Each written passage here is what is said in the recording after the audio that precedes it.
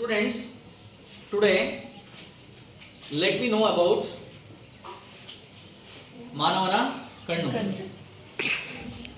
Human I.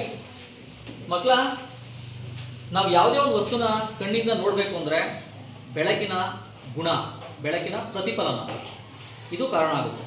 ಬೆಳಕಿನ ಪ್ರತಿಫಲನ ಅಂದ್ರೆ ಏನು? ಯಾವುದೇ ಒಂದು ಬೆಳಕಿನ ಮೂಲದಿಂದ ಬೆಳಕು ಒಂದು ವಸ್ತುವಿನ ಮೇಲೆ ಬಿದ್ದು ಪುನಃ ಅದೇನಾಗುತ್ತೆ, ತನ್ನ ದಿಕ್ಕನ್ನು ಬದಲಾವಣೆ ಮಾಡಿಕೊಂಡು ಯಾವ ಮಾಧ್ಯಮದಿಂದ ಬಂದಿದೆಯೋ ಅದೇ ಮಾಧ್ಯಮಕ್ಕೆ ವಾಪಸ್ ಆಗುತ್ತೆ, ತನ್ನ ದಿಕ್ಕನ್ನು ಬದಲಾವಣೆ ಮಾಡಿಕೊಳ್ಳುತ್ತೆ. ಈ ಒಂದು ಗುಣವನ್ನು ಬೆಳಕಿನ ಪ್ರತಿಫಲನ ಅಂತ ಕರಿತೀವಿ. ಈಗ ಇಲ್ಲೊಂದು ವಸ್ತು ಇದೆ, ಈ ವಸ್ತುವಿನ ಮೇಲೆ ಬೆಳಕು ಬಿದ್ದಿದೆ, ಆ ಬೆಳಕು ಪ್ರತಿಫಲನ ಹೊಂದಿ ನೋಡಿ ಈ ಥರ ಹೋಗ್ತಾ ಇದೆ.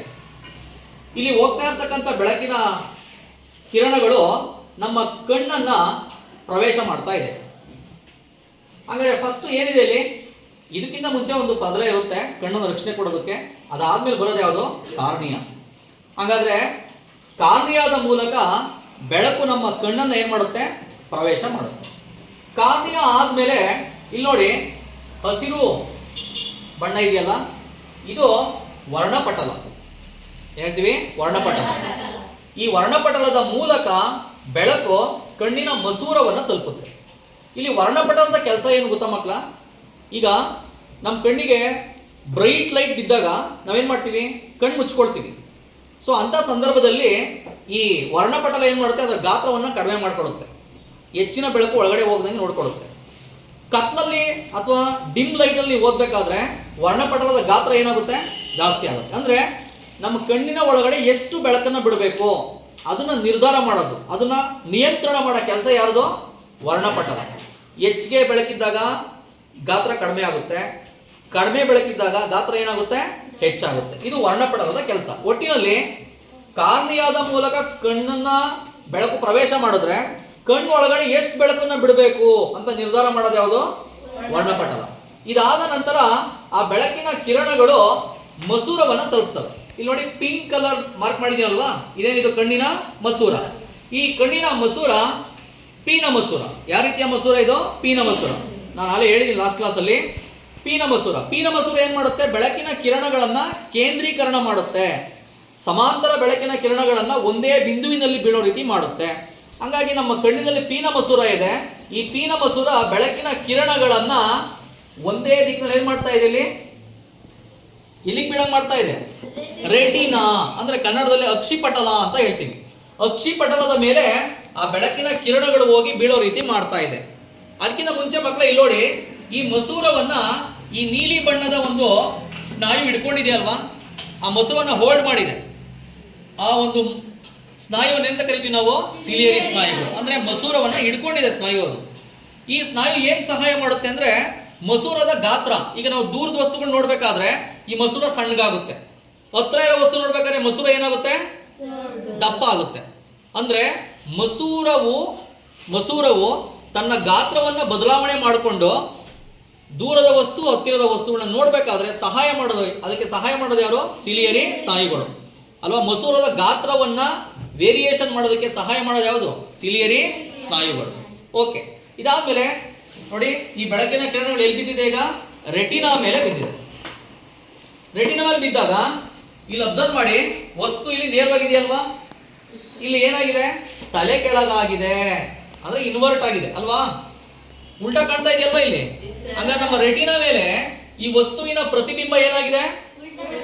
ಉಲ್ಟಾ ಆಗಿದೆ, ಇನ್ವರ್ಟ್ ಆಗಿದೆ. ಅಂದ್ರೆ ಉಲ್ಟಾ ಅನ್ಬಾರ್ದು ನೀವು, ತಲೆ ಕೆಳಗಾಗಿದೆ. ಏನಾಗಿದೆ? ತಲೆ ಕೆಳಗಾಗಿದೆ. ಮಕ್ಕಳೇ ನೋಡಿ, ರೆಟಿನಾ ಮೇಲ್ಗಡೆ ನಾನು ಇಲ್ಲಿ 2 ತರ ಕೋಶಗಳನ್ನ ತೋರಿಸಿದ್ದೀನಿ. ಒಂದು ಕೋನ, ಶಂಕು, ಇನ್ನೊಂದು ಕಂಬಿ ಕೋಶಗಳು ಮತ್ತು ಶಂಕು ಕೋಶಗಳು. ಶಂಕು ಕೋಶಗಳು ಏನ್ ಮಾಡ್ತವೆ? ಬೆಳಕಿದ್ದಾಗ, ಹೆಚ್ಚಿಗೆ ಬೆಳಕಿದ್ದಾಗ ವಸ್ತುಗಳನ್ನ ನೋಡೋದಕ್ಕೆ ಸಹಾಯ ಮಾಡೋದು ಯಾವುದು? ಶಂಕು ಕೋಶಗಳು. ಕಡಿಮೆ ಬೆಳಕಿದ್ದಾಗ ಮಂದ ಬೆಳಕಲ್ಲಿ ನಮ್ಮ ಕಣ್ಣಿನಲ್ಲಿರ್ತಕ್ಕಂಥ ಯಾವ ಕೋಶಗಳು? ಕಂಬಿ ಕೋಶಗಳು ನಮಗೆ ಸಹಾಯ ಮಾಡ್ತವೆ ವಸ್ತುಗಳನ್ನ ನೋಡೋದಕ್ಕೆ. ಆಯ್ತು ಮಕ್ಕಳ, ಇಲ್ಲಿ ಪ್ರತಿಬಿಂಬ ಉಂಟಾಗಿದೆ. ಯಾವ ರೀತಿ ಉಂಟಾಗಿದೆ? ತಲೆ ಕೆಳಗಾಗಿ ಉಂಟಾಗಿದೆ. ಹಂಗ ನಿಮ್ಗೆಲ್ಲ ಏನಾದ್ರು ವಸ್ತು ನೋಡಿದ್ರೆ ಉಲ್ಟಾ ಕಾಣುತ್ತಾ ಕರೆಕ್ಟಾಗಿ ಕಾಣುತ್ತಾ? ಈಗ ನೋಡಿ ಇಲ್ಲಿ ಅಬ್ಸರ್ವ್ ಮಾಡಿ, ಇಲ್ಲಿ ಏನ್ ಪ್ರತಿಬಿಂಬ ಉಂಟಾಗಿದೆ, ಈ ಪ್ರತಿಬಿಂಬವನ್ನ ರೆಟಿನಾ ಏನ್ ಮಾಡುತ್ತೆ? ರೆಟಿನಾದಲ್ಲಿ ಉಂಟಾಗ್ತಂತ ತಲೆ ಕೆಳಗಾದ ಪ್ರತಿಬಿಂಬವನ್ನ ವಿದ್ಯುತ್ ಸಂಕೇತಗಳನ್ನಾಗಿ ಪರಿವರ್ತನೆ ಮಾಡುತ್ತೆ. ಏನಾಗಿ ಮಾಡುತ್ತೆ? ವಿದ್ಯುತ್ ಸಂಕೇತ ಅಂದ್ರೆ ಕರೆಂಟ್ ಗೊತ್ತಲ್ವಾ, ಕರೆಂಟ್ ತರ ಕನ್ವರ್ಟ್ ಮಾಡುತ್ತೆ. ಆ ವಿದ್ಯುತ್ ಸಂಕೇತಗಳು ದೃಷ್ಟಿ ನರದ ಮೂಲಕ ಎಲ್ಲಿಗೆ ಹೋಗುತ್ತೆ? ಮೆದುಳಿಗೆ ಹೋಗುತ್ತೆ. ನಮ್ಮ ಮೆದುಳು ಏನ್ ಮಾಡುತ್ತೆ? ಅದನ್ನ ಡಿಕೋಡ್ ಮಾಡಿ ಏನ್ ಮಾಡುತ್ತೆ? ಪ್ರತಿಬಿಂಬವನ್ನ ನೇರವಾಗಿ ಕಾಣುತ್ತೆ ನಮಗೆ ಪ್ರತಿಬಿಂಬ. ಅರ್ಥ ಆಗಿ ಹೇಳ್ತಿರೋದು? ಈ ರೀತಿಯಾಗಿ ಕಣ್ಣು ನಮ್ಮ ಸುತ್ತಮುತ್ತ ಇರ್ತಕ್ಕಂಥ ವಸ್ತುಗಳನ್ನ ನಮಗೆ ನೋಡಲು ಏನ್ ಮಾಡಿದೆ? ಸಹಾಯ ಮಾಡಿದೆ. ಅದಕ್ಕೆ ಸಂಬಂಧಪಟ್ಟಂತೆ ನಾನು ನಿಮಗೆ ಒಂದು ಮಾದರಿಯನ್ನು ನಿಮಗೆ ತೋರಿಸ್ತಾ ಇದ್ದೀನಿ ಇವಾಗ ಅಲ್ವಾ. ನೀವೆಲ್ಲ ಮುಂದೆ ಡಾಕ್ಟರ್ ಆದ್ಮೇಲೆ ಈ ರೀತಿ ಎಲ್ಲ ಮಾಡೆಲ್ಗಳನ್ನ ಈಗ ನಾನು ಮಾಡೆಲ್ ತೋರಿಸ್ತಾ ಇದ್ದೀನಿ. ನೀವು ಡಾಕ್ಟರ್ ಆದ್ಮೇಲೆ ಏನ್ ಮಾಡ್ತೀರಾ? ನಿಜವಾದ ಕಣ್ಣನ್ನೇ ನೋಡ್ತೀರಾ ಅಲ್ವಾ. ನೋಡಿ ಕಾಣ್ತಾ ಇದೆಯಾ ಕಣ್ಣಿದು? ಓಕೆ, ಕಣ್ಣೊಳಗಡೆ ಏನಿದೆ ನೋಡೋಣ. ಕಾಣ್ತಾ ಇದೆಯಾ? ಒಬ್ರು ಬರ್ಬೇಕಾ? ನಾವು ಬರಪ್ಪ, ನಾವು ಬೇಗ ಪೂರ್ಣಿಮಾ ಬರಪ್ಪ, ಪೂರ್ಣಿಮಾ ಬರಮ್ಮ, ಕಣ್ಣು ತೋರಿಸ್ತೀನಿ ನನಗೆ. ಇಲ್ಲ ಇಲ್ಲಿಗೆ ಬೇಕು. ಇನ್ನೊಬ್ರು ಯಾರನ್ನ ಬನ್ನಿ,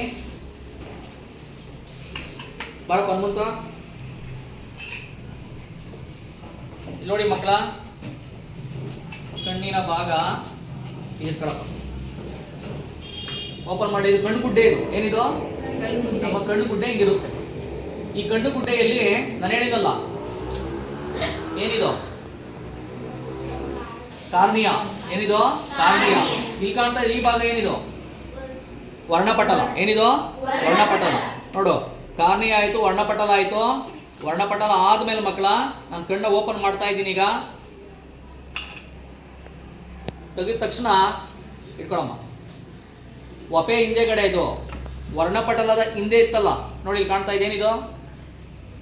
ಏನ್ರು ಇದು? ಮಸೂರ. ಕಾಣ್ತಾ ಇದೆಯಾ? ಹಿಂಗಿರುತ್ತೆ ಮಸೂರ. ನೋಡಿ ಇಲ್ಲಿ ಹಿಂಗೆ ಇಟ್ಕೊಂಡು ಹಿಂಗೆ ತಾನೇ ಕಾಣ. ನೋಡಿ ಈ ತರ ನಾನು ನಿಮಗೆ ಈ ತರ ತೋರಿಸಿದ ಚಿತ್ರದಲ್ಲಿ. ಈಗ ಹಿಂಗೆ ನೋಡಿ, ಹಿಂಗೆ ನೋಡ್ಕೊಂಡು ಈ ತರ ಇರುತ್ತೆ. ಇಡ್ಲಿ ತರ ಇರುತ್ತೆ. ಏನಿರುತ್ತೆ? ಇಡ್ಲಿ. ಅರ್ಥ ಆಯ್ತಾ? ಓಕೆ, ಇದೇನಿದು? ಮಸೂರ.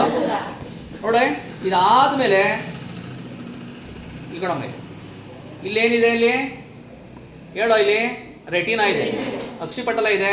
ಇಲ್ಲಿಂದ ಯಾವ ನರ ಇದು? ದೃಷ್ಟಿನರ. ದೃಷ್ಟಿನರ ಎಲ್ಲಿಗೆ ಹೋಗುತ್ತೆ? ಮೆದುಳಿಗೆ ಹೋಗುತ್ತೆ. ಇಲ್ಲೆಲ್ಲ ನೋಡಿ ಮಾರ್ಕ್ ಮಾಡಿದೆ ನೋಡಿ, ರಕ್ತನಾಳಗಳು. ನಾನು 7ನೇ ತರಗತಿ ಪಾಠ ಮಾಡೋಕೆ ಹೇಳಿದ್ದೆ, ಆಮ್ಲಜನಕ ಸಹಿತ ರಕ್ತ ಮತ್ತು ಆಮ್ಲಜನಕ ರಹಿತ ರಕ್ತ. ಕಣ್ಣೊಳಗಡೆನೂ ಕೂಡ ನರಗಳಾಗಿದೆ ನೋಡಿ, ರಕ್ತನಾಳಗಳಾಗಿದಾವಲ್ವಾ. ಕೆಂಪಗಿರೋದು ಆಕ್ಸಿಜನ್ ಸಹಿತ ರಕ್ತ, ನೀಲಿ ಇರೋದು ಆಕ್ಸಿಜನ್. ಹಂಗಾರೆ ನಮ್ಮ ಕಣ್ಣಿಗೂ ಕೂಡ ರಕ್ತ ಸಪ್ಲೈ ಆಗ್ತಾ ಇರುತ್ತೆ. ಅರ್ಥ ಆಯ್ತಾ ಮಕ್ಕಳ? ಇದು ನಿಮ್ಗೆ ಆಮೇಲೆ ಕೊಡ್ತೀನಿ. ಪ್ರತಿಯೊಬ್ಬರು ಕೂಡ ಪ್ರತಿಯೊಂದು ಭಾಗನೂ ಕೂಡ ನೀವೇನು ಮಾಡಬೇಕು? ನೋಡ್ಬೇಕು, ಪ್ರತಿಯೊಬ್ಬರು ನೋಡಬೇಕು. ಓಕೆ, ಇದಾದ್ಮೇಲೆ ನಿಮಗೋಸ್ಕರ ಇನ್ನೊಂದು ಮಾಡಲಿದೆ. ಇಲ್ಲಿ ನಾನು ಹೇಳಿದೆ ನಿಮಗೆ, ಪ್ರತಿಬಿಂಬಗಳು ಯಾವಾಗಲೂ ಹೆಂಗೆ ಕಾಣುತ್ತೆ ಅಂತ ಹೇಳಿದೆ? ಉಲ್ಟಾ ಕಾಣುತ್ತೆ ಅಂತ ಹೇಳಿದೆ. ಮಕ್ಕಳ ಇಲ್ಲಿ ನೋಡಿ, ಈಗ ನೀವು ಒಂದು ವಸ್ತುವನ್ನು ನಾನು ನಿಮಗೆ ಕೊಡ್ತೀನಿ. ನೀವು ಇಲ್ಲಿ ಮಸೂರ ಇದೆ, ನೀವು ಇದನ್ನ ಇಟ್ಕೊಂಡು ಈ ಕಡೆಯಿಂದ ನೀವು ಯಾವುದೇ ವಸ್ತು ನೋಡಿದ್ರೆ ಅಲ್ಲಿ ಇರೋ ವಸ್ತುಗಳು ಎಲ್ಲ ನಿಮ್ಗೆ ಹೆಂಗೆ ಕಾಣುತ್ತೆ? ಇಲ್ಲಿ ಉಲ್ಟಾ ಕಾಣುತ್ತೆ. ಈಗ ನಾವು ಆಫೀಸ್ ರೂಮ್ ನೋಡಿದ್ರೆ ಆಫೀಸ್ ರೂಮ್ ಉಲ್ಟಾ ಕಾಣುತ್ತೆ. ಇದ್ರೊಳಗಡೆ ಫುಲ್ ಉಲ್ಟಾ ಕಾಣ್ತಾ ಇದೆ. ಮರ ಉಲ್ಟಾ ಕಾಣ್ತಾ ಇದೆ. ಇದ್ರೊಳಗಡೆ ಮರ ಫುಲ್ ಏನೋ ಕಾಣುತ್ತೆ ಅಂದ್ರೆ ಉಲ್ಟಾ ಅಂದ್ರೆ ಏನು ಬರೀಬೇಕು ನಾವು? ತಲೆ ಕೆಳಗಾಗಿದೆ. ಇಂಗ್ಲೀಷಲ್ಲಿ ಇನ್ವರ್ಟ್ ಆಗಿದೆ.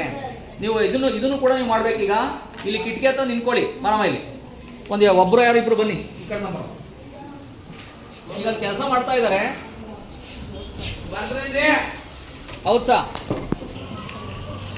ಕಾಣ್ತಾ ಇದೆಯಾ? ಮರ ಉಲ್ಟಾ ಕಾಣ್ತಾ ಇದೆ ನೋಡಿ. ಇಲ್ಲಿ ತೆಂಗಿನ ಮರ ಉಲ್ಟಾ ಕಾಣ್ತಾ ಇದೆಯಾ? ಹಂಗ ನಮ್ಮ ಕಣ್ಣಿನಲ್ಲೂ ಕೂಡ ಇದೇ ತರ ಉಂಟಾಗೋದು. ಇನ್ನೊಬ್ರು ಯಾರೋ ಬನ್ನಿ, ಇನ್ನೊಬ್ರು ಬನ್ನಿ ನೋಡಪ್ಪ. ಅಷ್ಟ ಇಲ್ಲೇ ದೂರದಲ್ಲೇ ನೋಡ್ಬೋದು, ಹತ್ರ ಹೋಗಂಗಿಲ್ಲ. ಇಲ್ಲ ಕಾಣ್ತಾ ಇದೆಯಲ್ವಾ ಮರ? ನೋಡಿ ಉಲ್ಟಾಗಿದೆಯಲ್ವಾ, ಮರದ ಪ್ರತಿಬಿಂಬ ಉಲ್ಟಾಗಿದೆಯಲ್ವೇನ್ರೋ? ಹಾ, ಈಗ ಬೇಕಾದ್ರೆ ನಿನ್ನ ಫ್ರೆಂಡ್ ಒಬ್ಬನ ಯಾರನ್ನ ನಿಲ್ಲಿಸಿ ನೋಡಿ, ಅವ್ನು ಉಲ್ಟಾ ಕಾಣ್ತಾನೆ. ನೋಡೋಣ ಈಗ. ಬರಪ್ಪ, ನೀನು ನಿಂತು ಬರೋ ಪ್ರಜ್ವಲ್. ಈಗ ಪ್ರಜ್ವಲ್ ನಿಲ್ಲಿಸ್ತಾ ಇದ್ದೀನಿ, ಹನುಮಂತ ನೋಡ್ತಾನೆ ಅವನಿಗೆ. ನೋಡಪ್ಪ ಇಲ್ಲಿ ನೋಡಿ, ಎಷ್ಟು ಚೆನ್ನಾಗಿ ಕಾಣ್ತಾ ಇದೆ ನೋಡಿ. ಉಲ್ಟಾ ಕಾಣ್ತಾ ಇದೆ ನೋಡಿ. ಕಾಣ್ತಾ ಇದೆಯಾ ನೋಡಿ? ಹನುಮಂತ ಹೆಂಗೆ ಕಾಣ್ತಾ ಇದ್ದಾನೆ? ಉಲ್ಟಾ ಕಾಣ್ತಾ ಇದೆಯಾ? ನೋಡ್ರಿ ಇಲ್ಲಿ ತಲೆ ಎಲ್ಲಿ ಕಾಣ್ತಾ ಇದೆ ನೋಡ್ರಿ. ಕರೆಕ್ಟಾ? ಹಂಗಾರೆ ಈ ರೀತಿಯಾಗಿ ರೆಟಿನಾದ ಮೇಲೆ ಪ್ರತಿಬಿಂಬ ಏನಾಗುತ್ತೆ? ತಲೆ ಕೆಳಗ ಕಾಣುತ್ತೆ. ಪ್ರತಿಬಿಂಬ ಹೆಂಗೆ ಕಾಣುತ್ತೆ? ತಲೆ ಕೆಳಗ ಕಾಣುತ್ತೆ. ಅರ್ಥ ಆಯ್ತಾ? ಓಕೆ ಮಕ್ಕಳ, ಥ್ಯಾಂಕ್ ಯು. ಮುಂದಿನ ಕ್ಲಾಸಲ್ಲಿ